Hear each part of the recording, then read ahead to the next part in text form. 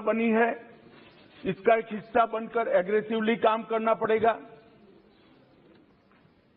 Narcotics control bureau और राज्य की एंटी नारकोटिक्स सारी एजेंसियों ने भी एक पेज पर रहकर काम करना पड़ेगा।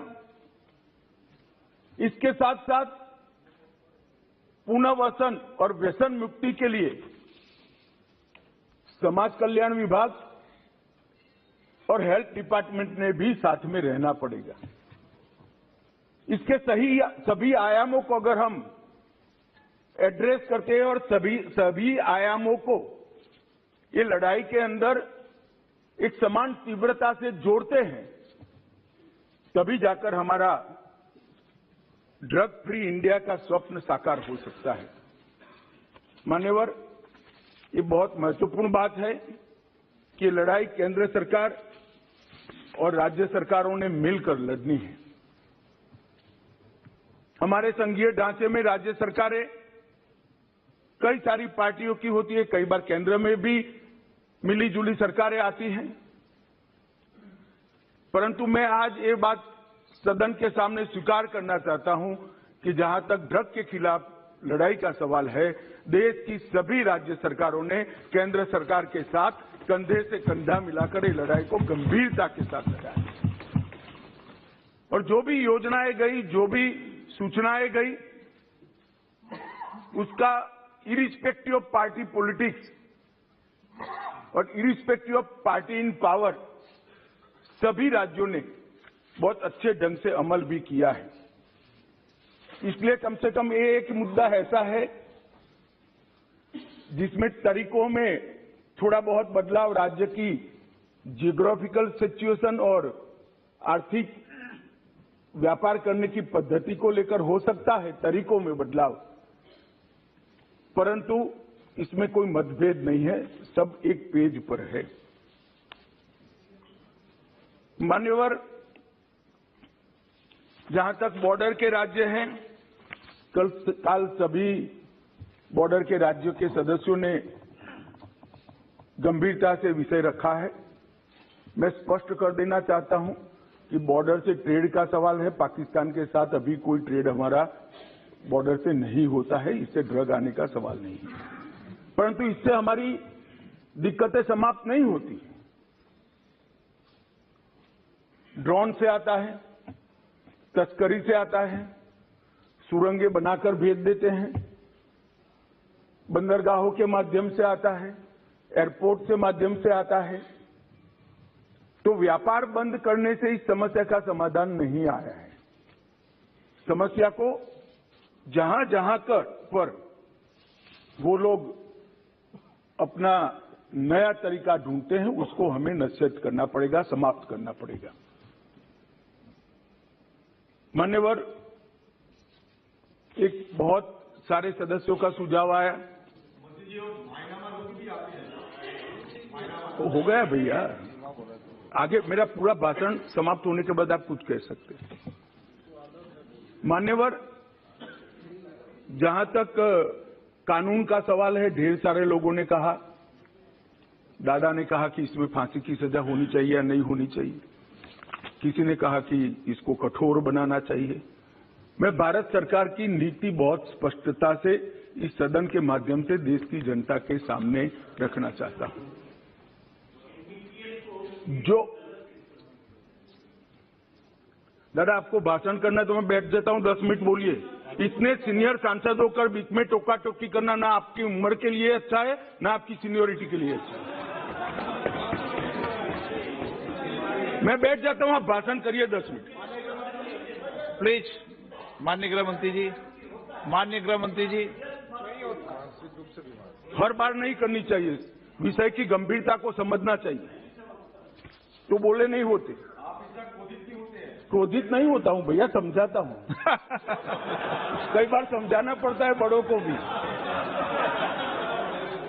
मान्यवर, जहां तक कानून का सवाल है, मैं इस सरकार की नीति को बहुत स्पष्ट करना चाहता हूं। जो ड्रग का सेवन करते हैं वो विक्टिम है, उनके प्रति सहानुभूति का रवैया होना चाहिए और पुनर्वसन की तैयारी और पुनर्वसन की कानूनी प्रावधान होनी चाहिए। परंतु जो ड्रग का व्यापार करते हैं, इसकी तस्करी करते हैं, इसको नीचे तक पहुंचाते हैं, वो चाहे छोटा हो या बड़ा, इसको छोड़ना नहीं चाहिए, उसको कानून के शिकंजे के अंदर डालना चाहिए। ये भेद अगर हम नहीं करते हैं तो कभी कभार हम विक्टिम के साथ ही दुर्व्यवहार करेंगे। जो बच्चा इसमें फंस गया है, जो युवा फंस गया है, उसको वापिस आने के लिए और समाज इसको फिर से स्वीकार ले, इस प्रकार का सामाजिक माहौल बनाने की भी हम सभी सदस्यों की जिम्मेदारी है। माननीय सरकार की तो है ही, जैसे पाटिल साहब ने कहा, व्यसन मुक्ति केंद्रों से लेकर इनके रिहेबिलिटेशन सेंटर से लेकर सारी चीजें बहुत बनाई गई, मैं बताऊंगा आगे। परंतु एक सामाजिक वातावरण भी हमने तैयार करना पड़ेगा कि जिसने ड्रग ले लिया वो खराब है, ऐसा नहीं। इसको फिर से समाज के अंदर पुनः प्रस्थापित सम्मान के साथ करने के लिए, एक सामाजिक माहौल बनाने के लिए भी सभी सांसदों ने साथ में मिलकर प्रयास करना पड़ेगा। मान्यवर, जहां तक ड्रग के कारोबार पर सख्ती का सवाल है, भारत सरकार ने विगत 3 सालों से ढेर सारी व्यवस्थाएं की हैं। सबसे बड़ा बदलाव हमने किया है, जैसे गृह मंत्रियों के सम्मेलन में भी मैंने आग्रह से किया था, इसके बाद सभी गृह मंत्रियों और डीजीपी के साथ वीडियो कॉन्फ्रेंस कर भी मैंने कहा था, किसी भी इन्वेस्टिगेशन को हम आइसोलेशन में नहीं देख सकते हैं। ड्रग की किसी भी जब्ती को हम आइसोलेशन में नहीं देख सकते। एक जगह ड्रग की छोटी सी पुड़िया भी मिलती है तो वो इन्वेस्टिगेशन को, ये ड्रग कहां से आई, वो सरहद तक ले जाना पड़ेगा, तभी जाकर पूरा नेटवर्क ध्वस्त होगा। और अगर किसी बंदरगाह पर, एयरपोर्ट पर ड्रग पकड़ा गया तो वो ड्रग छोटे सी छोटी पान की दुकान पर कैसे जाना था, वो पूरे नेटवर्क का अगर हम जांच करते हैं तभी जाकर इस समस्या का समाधान होगा। मैंने सभी गृह मंत्रियों को यह भी कहा है, उसमें राज्य की भी सीमाएं आती है, कई बार अंतर्राज्य अंतर्देशीय सीमाएं भी आती हैं, अंतर्राज्य की सीमा भी आती हैं, सीमा के पार भी इसका इन्वेस्टिगेशन करना पड़ता है। उस वक्त एनसीबी और एनआईए 2 ऐसी एजेंसियां हैं जो एनसीबी पूरे देश भर में जांच कर सकती है और एनआईए विदेश में जाकर भी जांच कर सकती है। इसीलिए जब एनआईए का कानून हम लेकर आए तब उसमें ड्रग के कारोबार को हमने डाल दिया था। और मान्यवर, मैंने सभी राज्यों के मुख्यमंत्रियों को विनती किया था कि अगर आपके राज्य में कोई ऐसा केस है जिसके टॉप टू बॉटम और बॉटम टू टॉप इन्वेस्टिगेशन करते वक्त राज्य की सीमाएं लांघनी पड़ती है, तो आप निसंकोच एनसीबी की मदद ले सकते हैं। एनसीबी हरेक राज्य को मदद करने के लिए तैयार है और कटिबद्ध है। और अगर वो इन्वेस्टिगेशन देश की सरहदों के बाहर जाता है तो आप वो इन्वेस्टिगेशन के लिए एनआईए की भी मदद ले सकते हैं। एनआईए आपकी मदद करने के लिए तत्पर है। और मुझे आनंद है मान्यवर, लगभग 42 इन्वेस्टिगेशन राज्यों ने एनसीबी या एनआईए को दिए हैं और सफलतापूर्वक पूरे नेटवर्क को ध्वस्त करने के लिए आज तीनों एजेंसियां, राज्य की, एनआईए और एनसीबी आगे बढ़ रही है और इसके बहुत अच्छे परिणाम भी हमने मिले हैं। और राज्य के सहयोग से केंद्र का नारकोटिक्स के सामने लड़ने की गति भी दुगनी हुई है और उत्साह भी दुगना हुआ है। मान्यवर, एनसीबी और एनआईए को जो केस सौंपे गए, वो केसों को हमने राज्य की एजेंसियों को साथ में रखकर भी इन्वेस्टिगेट किया है। मान्यवर, अभी एक गोल्डन ट्रायंगल और गोल्डन क्रिसेंट का उल्लेख आया। मैं थोड़ा अप्रोच बदलने की बात करता हूं। एक गोल्डन ट्रायंगल जिसमें दक्षिण पूर्व एशिया के देश हैं, गोल्डन क्रिसेंट ईरान, अफगानिस्तान और पाकिस्तान है। कि ड्रग के व्यापारियों ने उसको गोल्डन ट्रायंगल और गोल्डन क्रिसेंट नाम दिया है। मैं जब भी बैठक में इन क्षेत्रों का शब्द प्रयोग करता हूं, तब डेथ ट्रायंगल और डेथ क्रिसेंट कर ही करता हूं। ये मौत का व्यापार करने वाले, हो सकता है वो गोल्डन ट्रायंगल हो नशे के कारोबारियों के लिए, हमारे लिए नहीं होना चाहिए।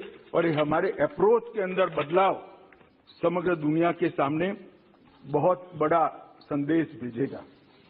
मान्यवर, नारकोटिक्स के खिलाफ भारत सरकार के गृह विभाग ने जो लड़ाई, भारत सरकार के वित्त विभाग ने जो लड़ाई छेड़ी है, और इसमें समाज कल्याण विभाग और स्वास्थ्य विभाग हमारी मदद में है, इसमें हमने जीरो टॉलरेंस की नीति अपनाई है। इसके 3 हिस्से हमने रखे हैं।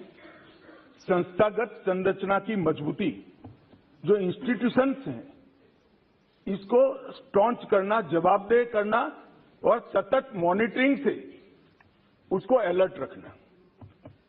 सभी नार्को एजेंसियों का, जिसमें स्टेट की नार्को एजेंसी भी आती है मान्यवर, और केंद्र की भी सभी डिपार्टमेंट आते हैं, उनका सशक्तिकरण और समन्वय, उनको एम्पावर करना और सबके बीच में कोऑर्डिनेशन बनाना। चलिए बढ़ते आगे। लखनऊ से बड़ी खबर, जहां शराब तस्करी के खिलाफ अभियान शुरू हो चुका। आज रात से यह अभियान शुरू हो रहा है। 16 दिन का यह अभियान है। शराब तस्करी और अवैध शराब बनाने के खिलाफ मुहिम चलाई जाएगी। क्रिसमस और नए साल को